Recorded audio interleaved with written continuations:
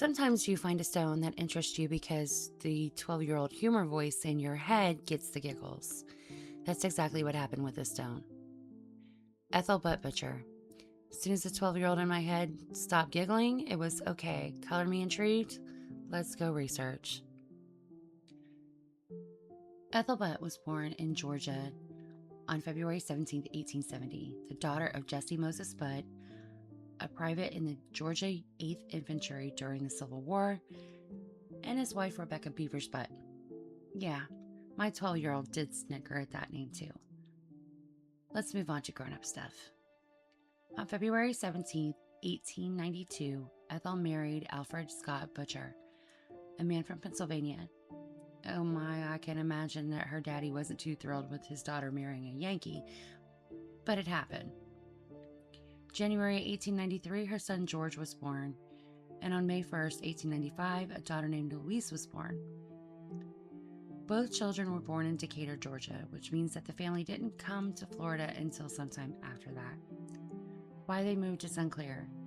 There's no record explaining what brought them to Winter Park, Florida, whether it was work, opportunity, family, or something else entirely. What we do know is that not long after arriving in Florida, Ethel's story comes to an abrupt end. She died at just 40 years old and was buried here in Palm Cemetery. Her husband and children, who were 17 and 15 at the time, eventually returned to Georgia. Alfred remarried and remained there for the rest of his life. Records say he was buried in Decatur, Georgia. Her stone stands alone without nearby family markers. She is holding the only trace of their life in Florida.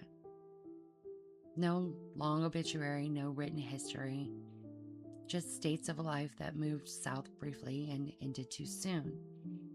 All the information that I could find out about her had to be found through FamilySearch.org on someone's family tree. In cemeteries, we talk about the people whose stories are preserved in newspapers and articles, but sometimes the most human stories are the ones like Ethel's, where the trail fades, the records thin out, and all that remains is a name, a year, and a reminder that someone lived, loved, and was lost long before any of us ever walked these paths. Here in Palm Cemetery, the simple headstone is all that remains of Ethel's time in Florida. Left behind, left alone to rest. And today, at least, she isn't forgotten because her name tickled my inner 12-year-old.